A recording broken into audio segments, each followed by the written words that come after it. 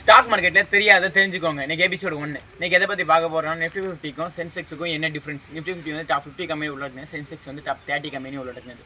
Nifty regulate பண்ணுறது இல்லை Nifty ஆரம்பித்தது வந்து என்எஸ்சி, இதே சென்செக்ஸ் ஆரம்பித்தது வந்து பிஎஸ்சி. ஓகே, இப்போ இன்வெஸ்ட்மெண்ட் பெர்ஸ்பெக்டிவில் எப்படி பார்க்கலாம்.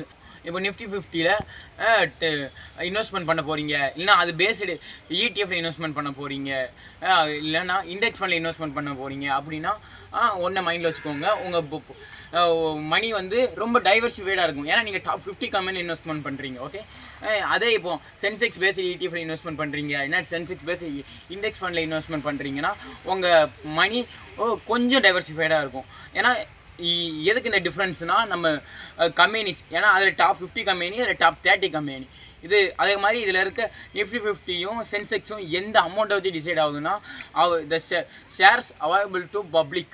நம்ம மாதிரி மக்கள், சாதாரண மக்களுக்கு ப்ரொமோட்டர் வச்சுருக்கிறது சேராது. நம்ம சாதாரண மாதிரி மக்கள், இன்ஸ்டியூஷன்ஸு, அதுக்கு எவ்வளோ ஷேர் அவைலபிளோ அதை வச்சு தான் நிஃப்டியோட அமௌண்ட்டும் சென்செக்ஸோட அமௌண்ட்டும் டிசைட் ஆகும். தேங்க்யூ.